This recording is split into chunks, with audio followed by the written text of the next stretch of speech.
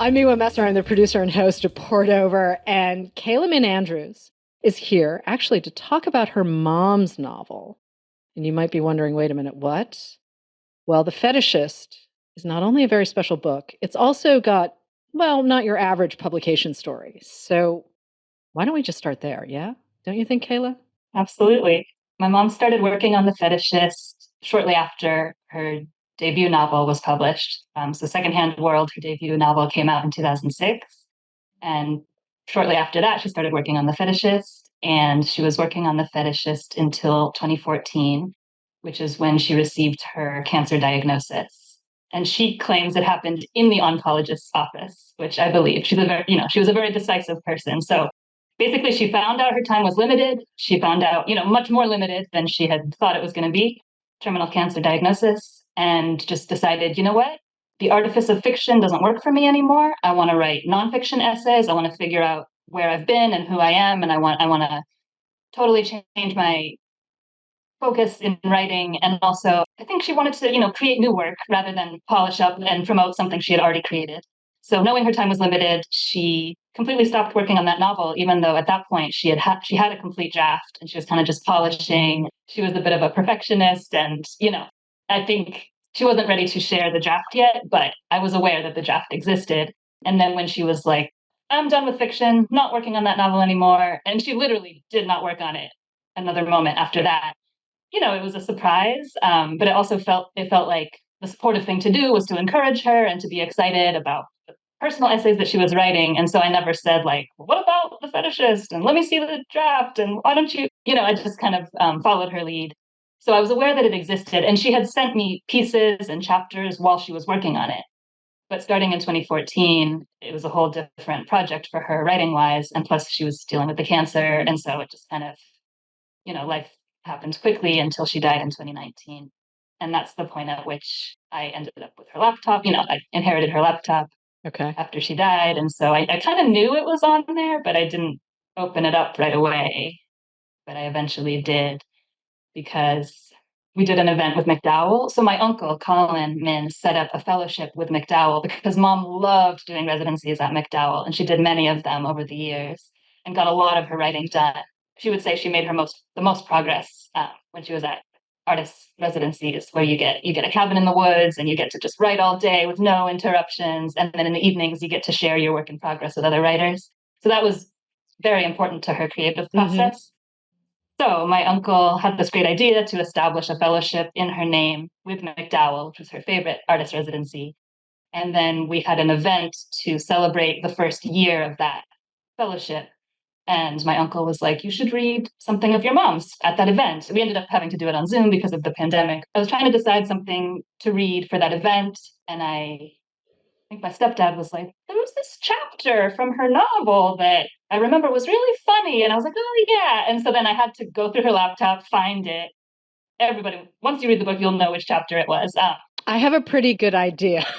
Yes, yes, the fireworks, the thesis statement. So I read that chapter at this small McDowell event on Zoom, thinking like, well, it really sucks that she died and this novel will never be published, but at least I get to share this with a small number of people who will appreciate it. So that's still silver lining.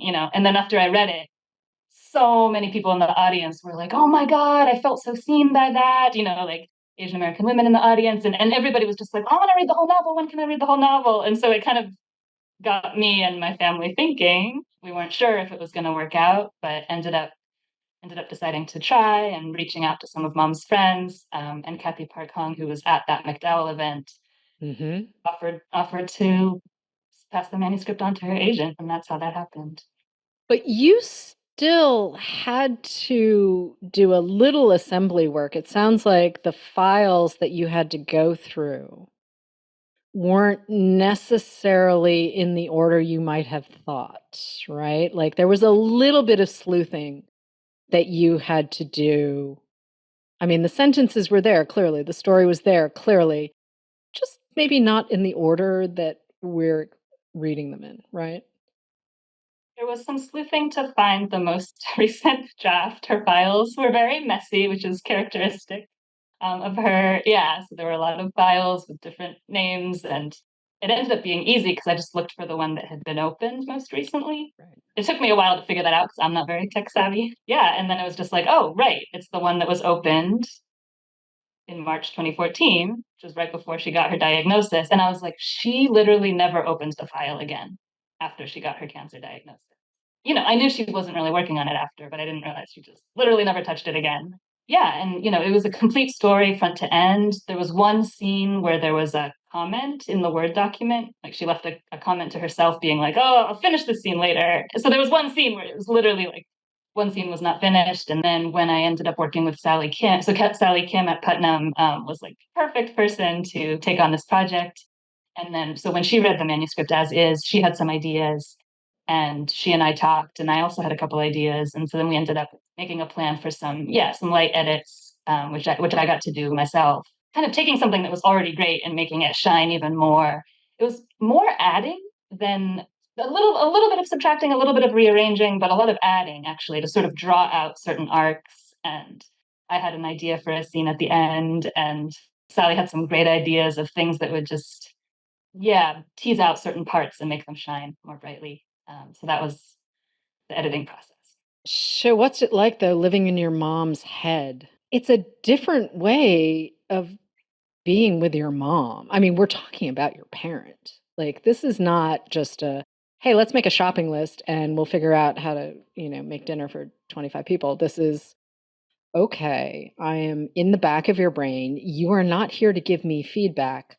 You kind of have to read your mom's mind. Yes, it was an intense process for me. It was nerve wracking, definitely at first, and intimidating. What if I make it worse? Or what if a scene that I add stands out as inferior? Or, just like all kinds of Hmm. insecurities of, yeah, and would she want this? Would she want this? Would she be happy with this? But that was more like before I started. And then once I started, it did feel sort of like, yeah, like she was there with me. I don't know, like a continuation of the relationship. She and I had a particularly close, maybe kind of unusually close relationship where like she would always share her works in progress with me, and she would often read them out loud to me and then discuss them. We would read other books out loud together, when I was a kid, but then continuing into my adulthood, like through high school and even after I moved out of the house. But like if I came back to visit, we might read a short story aloud together. So there's lots of reading out loud together and then talking about the books that we read together or watching movies together, discussing them. So talking about stories together and talking about characters and talking about what works or doesn't work was just something we did, something we shared.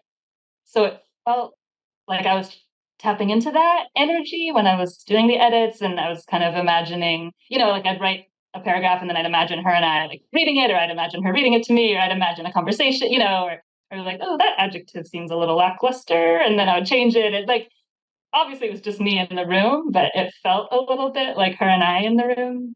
Part of why I'm smiling right now, though, is you were reading like Madame Bovary and War and Peace with your mom as a teenager. And I love the idea of the two of you just digging in hard on novels that some people might think of as inaccessible, right? And you're just like, nope, reading with my mom. It's like you had your own mini book club. And it makes me laugh to think that you guys had this really great opportunity. But your mom was clearly challenging you. It's not like she was reading at your grade level. She was saying, okay, kid, guess what? You get to meet me at mine. And I was sort of wondering how that felt for you, because not every kid gets that, right? Like, not every kid gets that they're being pushed to, work a little harder and they're thinking, oh, this is really boring. Why am I reading this? But you clearly got a lot out of it.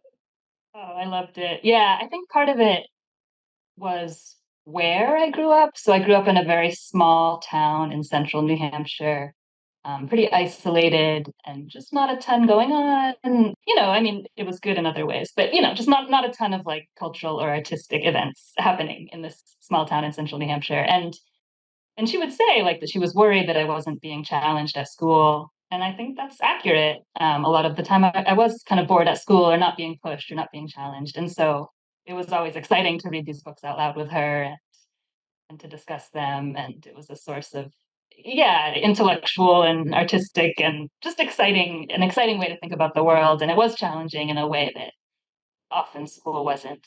Do you have a favorite book? from what I'm going to keep calling your book club with your mom? Was there one that just made you really go, wow, this is it? It's hard to just choose one, you know. I mean, because we read classics, so I definitely remember, you know, Madame Bovary or Mrs. Dalloway. So I remember some of the classics that really blew my mind. But then we also read things that were coming out at the time, you know, Laurie Moore short stories, or I don't know. Yeah, it was kind of an omnivorous book club. So I think there were times when mom was curious and we'd read a Stephen King or I think we read a couple Hannibal novels. So it was a little bit of everything, you know? But essentially, this is a kind of not necessarily graduate school education, but it's a different kind of education in literature, in words. It's not the standard stuff we were doing in high school English, even if you were at a school where you had AP classes or something. You're really approaching it from a point of view that isn't necessarily an average point of view, right? You have access to a different kind of experience of reading. And part of why I'm putting this out, you didn't have any kind of background. You were essentially doing this because you wanted to see your mom's book out in the world. It's not like this was suddenly your thesis project that you were finishing an MFA for, but you came to this with a genuine love of story, a genuine love of books, right? And this connection with your mom. It's a really great combination, but it's rare. I didn't fully realize how rare it was until much later in my life. You know, you're a kid Yeah. and you just think like, well, this is what's happening. It took me a while into my adulthood to realize, yeah, that it was so unusual and it was so special and that other people might find it interesting and that it was really unusual. And I just thought of a favorite because I see James Baldwin behind you. And so I remembered that Another Country. I remember us reading that out loud together and me being a teenager in this small town in New Hampshire and just being like, wow, like these cool artists with their glamorous friendships and they're just in the city making art and trying to survive. And I just remember thinking that seemed so cool. That opening chapter 2 where Rufus is walking around Times Square is like it's still a standout for me, and I must have been a teenager the first time I read that. I can't honestly, I don't remember how old I was, but it was definitely a library copy. Small town Massachusetts, not that different from small town New Hampshire. And when you find those moments, but also the reading out loud piece is really important. Like even if you're just writing copy, right? You need to get the rhythm of the words and the rhythm of the sentences and the characters, and so much is revealed to you as you're sort of going through it and reading out loud, right? And I love the idea of you and your mom not just chewing through the material, but also taking the time with the sentences. Like language matters, right? Yes. Oh, yes. And she loved the language. Sometimes she would pause and be like, that passage or like that paragraph was amazing, you know, or sometimes she would literally pause and write it down. She would copy, you know, some lines into her notebook or, you know, she'd reread the passage. It was like when the language was really great, she would notice and she would point it out and she would sometimes copy it in her writer's notebook. And your mom, she's really precise in her language. She's really, really precise, which is a treat to read. She called herself a word wanker. Okay, that's hysterical.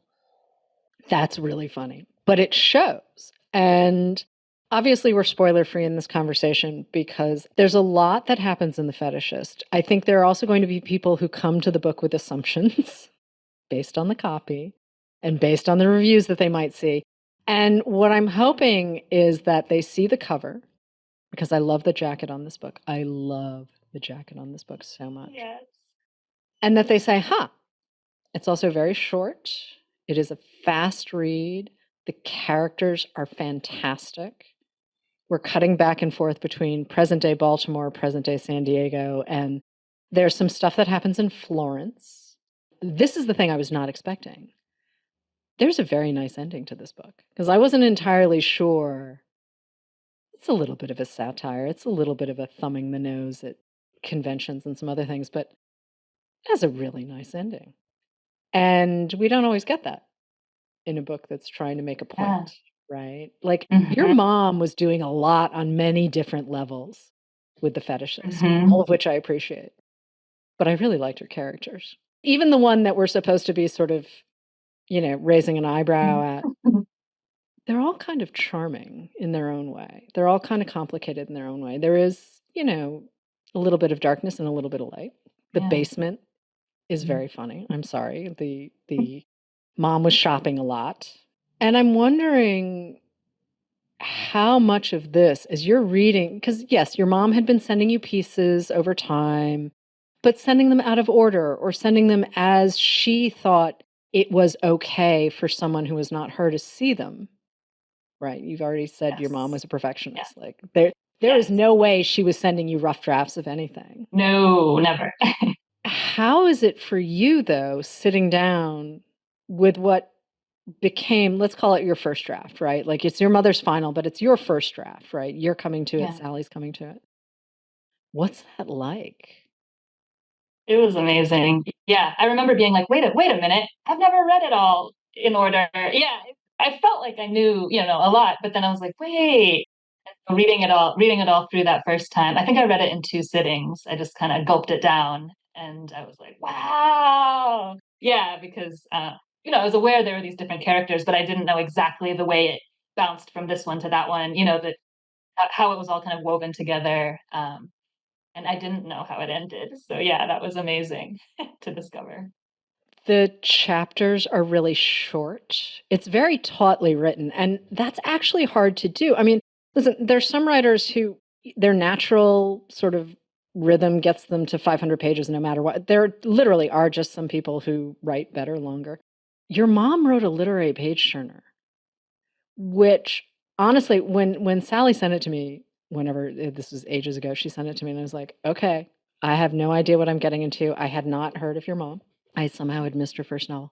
And I sat down and I was so pleasantly surprised as I kept going. I was like, I have no idea quite what to expect. She lets her characters do all of the lifting, and the dialogue is really snappy and smart. And there really isn't a wasted word. And again, I didn't know what I was getting into when I just started reading and I was like, "Oh, hi. Hello, book. Where have you been?" I know I keep coming back to this, but not everyone could have done what you did. And yes, I understand that she left a pretty clean manuscript, all things considered, because perfectionist. But you still have to be the one who says this is what happens and this is how it goes out into the world. And can you walk us through that? Because I mean, yeah, you have a great editor working with you and a great agent. Yeah, you have your mom's voice at the back of your brain, but you're still doing the work. Part of what made this whole thing work is that I am a writer. Obvious. I mean, it sounds obvious, but as a kid, I was in touch with that, or I don't know, I did it. It was something I did. And then as soon as I graduated college, I just felt, for some reason, I was just like, nope, not doing that. And so I did not consider myself a writer. I did not write fiction. I did not do it for about 10 years, from about age 22 to 32. I was just like, nope, I'm not a writer. Nope, nope, nothing to see here, and still exploring exactly why. But anyway, that's how I felt at the time. It felt important to me to not be a writer. And I was like mostly not that happy. Surprise, surprise, during those 10 years. Like it didn't really work for me, but at least now I'll never wonder. It's like, nope, I definitely feel better when I'm writing. Yeah, and it was really her death that caused me to become a writer again. It's hard to describe, but it was so clearly linked. It was like because I was able to spend a couple months right there with her when she was in the hospice center. That process, the dying process, even though it was so sad and painful, there was so much solace in knowing that she lived how she wanted to live. She did what she wanted to do. She was proud of her life. That like there was something there that just felt a lot less scary than it could have, maybe. I don't know. And I felt like she was dying with such courage because she had lived with such courage.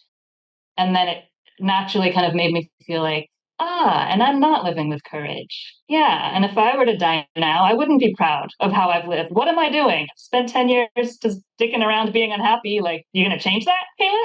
And usually I'm unkind to myself, but that actually was not an unkind moment. It was just like, oh, Kayla, you're not doing what you want to be doing. How are you going to change that? And it was actually just like curiosity. I don't know. I had a lot of time, a lot of quiet time. And it was just sort of very natural and like just naturally linked to, anyway. So I was just like, oh yeah, I should start writing. Yeah. And then after she died, I started writing. And there were a couple years of just me writing, before this process of getting Mhm. the Fetishist published Mhm. started. Yeah, so I was developing as a writer. I was starting out, but it was also something I'd been sort of doing my whole life. I don't know, it was like returning to my roots, I guess, and having grown up around the writer and seeing it. I don't know. So in some ways I'm a rookie, and in some ways it's like my whole life has been this. So I don't know, it's a weird mix of those two things. But the fact that I'm starting out as a writer and developing my voice, and then when this project came along, it was like, okay, I can do this because I'm a writer. I learned it from mom, but yeah, I don't know. It was like not exactly a passing of the baton, but there's sort of a like I learned all about books and writing and stories and what it is to be a writer and humor and dialogue and all the things, kind of being around it my whole life with mom. And now she's gone, and now I can use all that. I'm going to keep using all that. I've been using all that for my own writing, and I'm going to keep doing that. But now I can also use that to do the edits on her book. I want to step away from book club for a second because I still love this idea. But you've had a number of years, though, where book club has not happened. And I'm wondering who some of the influences that you found, some of the writers you found as influences that didn't come out of book club, right? Because obviously you're going to develop your own voice that is separate. Like your mom's voice is great. Please don't misunderstand me. But you obviously are going to find your own space and your own voice and everything else. And I'm just wondering if we can talk about some of those writers as well. Yeah, I've been reading a lot. I've been not so much with the classics anymore. I've just lately been sort of naturally, I just read whatever I feel like reading, and I don't really make a plan for myself, but I've just naturally been finding myself more inclined towards stuff that's kind of coming out now and or in the past several years. And I know like the My Brilliant Friend series made a very big impression on me. Right. Just really exploring, female friendship and these like close relationships that are like loving, but also can be troublesome, and like what's going on with that, and sort of the process of becoming a writer. There are so many things about that series that spoke to me. I read a novel recently called Holding Pattern, which was amazing. Jenny Shih. Yeah, and mother daughter, and but just fascinating. All Grown Up by Jami Attenberg. Mhm. I guess I've been reading a lot of stories about kind of women struggling with their relationships and figuring out who they want to be. I really enjoyed Conversations with Friends, also by Sally Rooney. Yeah, and just women who find ways of living that work for them that might be unconventional. That's sort of what's been on my mind lately. Hearing you talk about that makes me understand even more like why you were the perfect person to finish your mom's book. Because there are more than one woman in this book that, shall we say, does their own thing, right? I mean, you've got a punk rock musician who's also an artist. You've got a couple of musicians. There isn't really sort of a conventional storyline for any of them in a way. They're all artists first. And that's the thing that keeps them pushing forward in their own lives. And it's a delight to see. But yeah, you also like narratives about slightly unconventional lives as well. And I can see that sort of thread running through. Do you have a favorite moment or a favorite character? Like, was there someone you got really attached to or a moment you got really attached to as you were working on The Fetishist? I mean, I love them all. Yeah, Yeah, no, there I isn't get it. just I one. get it. Yeah, I like their banter the most. I Yes. think the really funny banter and kind of snarky, kind of irreverent, and sometimes it's like wordplay or puns, and sometimes it's joking around about really serious issues. It's just so funny, and it does remind me of mom and how she would joke around, how we would joke around. Yeah, I think it's really important too to be able to laugh about stuff that can be very uncomfortable because otherwise, if you're just only focused on how uncomfortable a thing is, you're not really going to move through it and you're not really going to get to the other side or be able to even talk about it with someone else. There are so many great moments in this book. And again, there are some moments too where it's not the easiest, but the comedy, your mom did a lot. Your mom did a lot with sort of also very confined spaces. I mean, even when we're in Florence, it's really a hotel and a sidewalk. And yeah. even when we're in Baltimore, it's, very specific locales and California too. Yeah, we're Your mother Yeah. writes really well in very tight spaces. She gives us an expansive worldview. She gives us an expansive experience of her characters, but she keeps putting them in boxes. And it's kind of amazing to watch her get them out of them. I mean, structurally, you didn't really need to do anything for the book, right? I mean, you said there was the one scene, there was a little bit of cleanup, there was a little bit of stitching together, a little bit of zhooshing. Let's call it zhooshing, right? Like, but not a lot of architectural stuff that you needed to do, right? Right. So how does that change the way you approach your own work then? Because, I mean, you have the material, yes, but obviously you're not going to put your mom's book out into the world unless it's ready to be consumed by people who are not you. But now you're sitting down to work on your short stories, your essays, your novel. I'm sure there's a novel somewhere. How does what you've learned from the process of bringing The Fetishist out into the world impact your work? Yeah, I think that's, still unfurling. Definitely this whole process feels like I have more confidence of just like, Okay. oh, I can do this. And The Fetishist is written in the omniscient narration. So that's not a style we see a ton of. It's not something I've tried in my own work. So it was fun to just try it. I was just like, oh, I guess I'm doing this, right? And popping in and out of different people's heads and sometimes sort of commenting philosophically or humorously on things that the characters can't see. And the long sentences and the really heightened vocabulary and the kind of ornate wordplay, all these things that, yeah, were fun and like, hey, let's just loosen up and dive in and do this, right? There's a certain plunge or leap of faith you have to take where you're just like, I'm try this and yeah, this sentence is going to have 5 commas and 2 em dashes, and I guess my own writing tends to be a little more contained and concise, and so it was fun to just, it felt very different than doing my own prose, and I don't know exactly how, it's not like I'm going to then set out to write in that style, but it's like I've done more things and I have more confidence, and who knows how but just sort of maybe that taking a leap of faith, trying something you haven't done before, and trusting that you can do it. It was definitely interesting to see both in doing the edits, but then also just seeing kind of the publishing world and how people talked about the novel and the fact that it has a plot and has a rather exciting, suspenseful plot, and the fact that there's stuff happening and there's menace and there's suspense, and that sometimes literary fiction doesn't have quite as much of that. The idea of a literary page turner. Oh, shoot, there was some word that like the editor and the agent, there was some word that people kept using, but now I forget what it was. But it basically meant like it has a plot. That's on my mind now in a way that it wasn't fully before. And we'll see how that affects my writing, but more awareness on my part of what that can look like. Part of it for me, when I'm reading, voice is the thing that I need more than anything. As far as I'm concerned, when stuff happens, it's kind of a bonus, but I really need a voice. Yes. And if I can Yes. hook onto the voice, I'm good. I will read anything. I agree. But voice, too, for me, is built out of really beautiful sentences. Like clunky writing, I can do it. I can do a lot of things.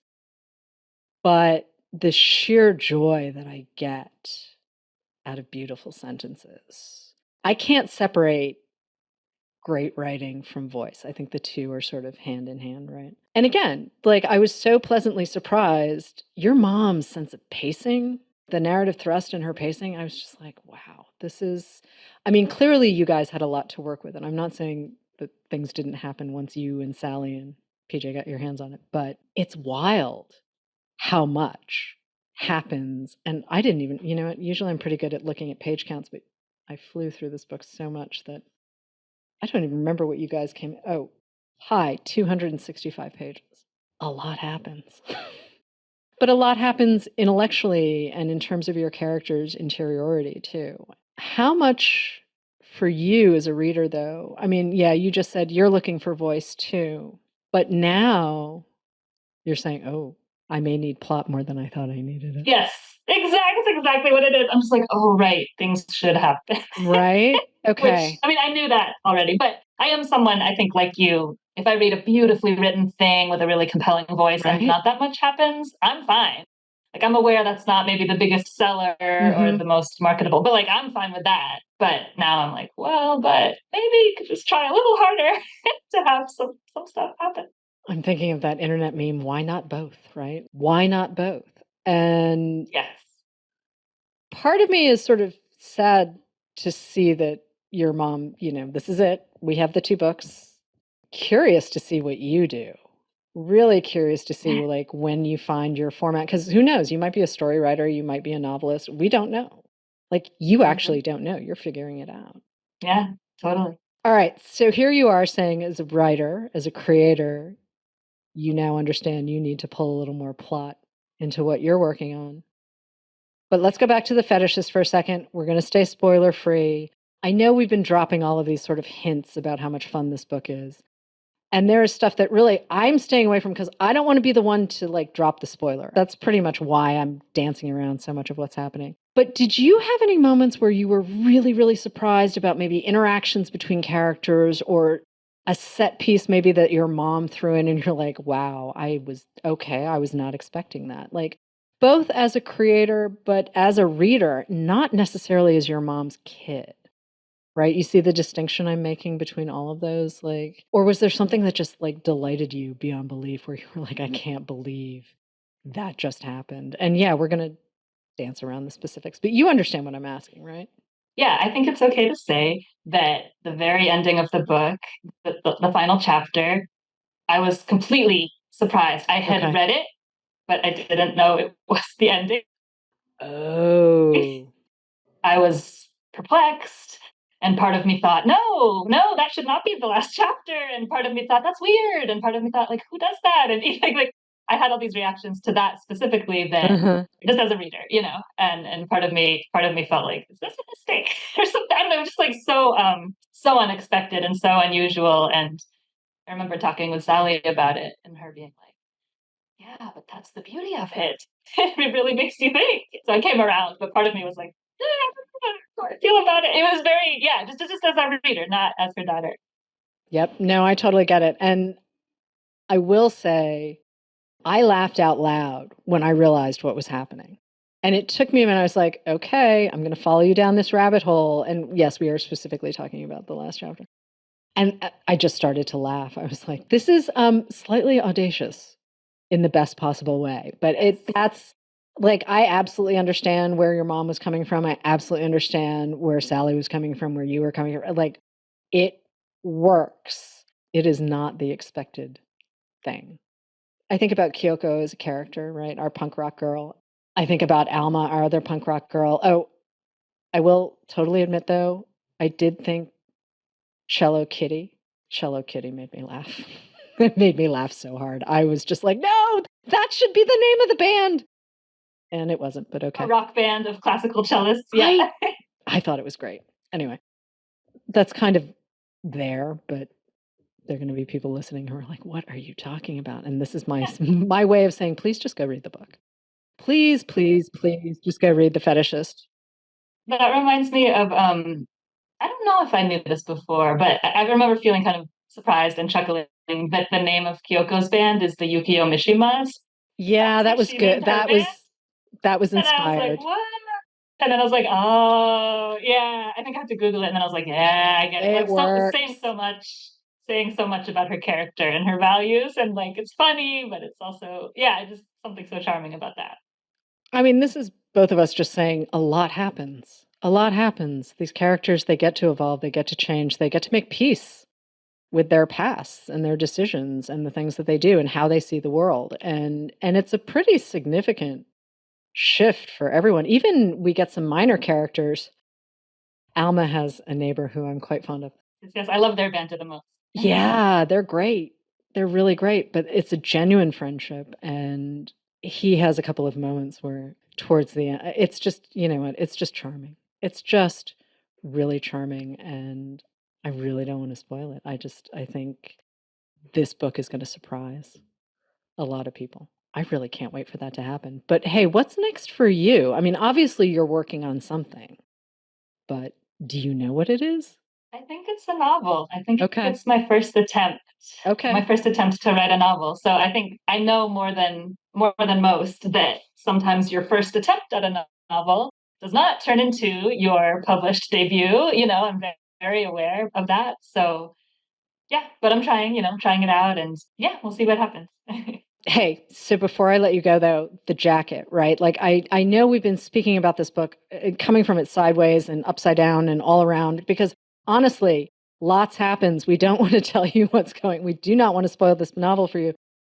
But I'm also hoping that folks come to the jacket and say, what is happening here? I need to read this book.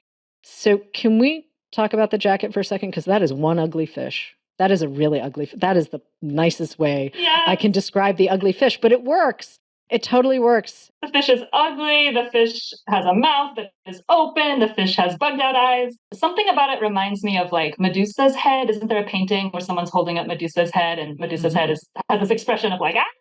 And yeah, we really wanted, Sally and I talked a lot about the cover, and we wanted something that would show that the book was funny and kind of crazy and kind of, that lots of things happen, but like that it's going to be very much a unique reading experience. And somehow we wanted a cover that would convey, beauty and elegance, but also fierceness and intensity and humor.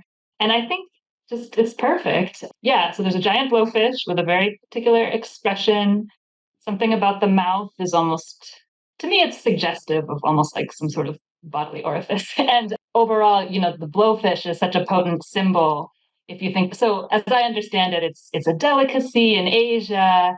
It's a lot of men, especially like, not more than a few white tourists are interested in trying this delicacy, which can kill you if it's not prepared properly. The fish is kind of a symbol of like male bravado and danger and sort of wanting to acquire exotic, thrilling experience. It's a great jacket. It's a great jacket. It is very, very funny. And I think it captures the spirit of the thing. And readers can decide for themselves. But Kayla, this was great. Thank you so much. I cannot wait to see what you do next. But in the meantime, there's your mom's novel, Katherine Min, your mom. The Fetishist is out now. It is very, very funny. Thanks so much for this conversation. Thank you for listening. Poured Over is a Barnes & Noble production. To help other readers find us, please rate and review the show wherever you listen to podcasts.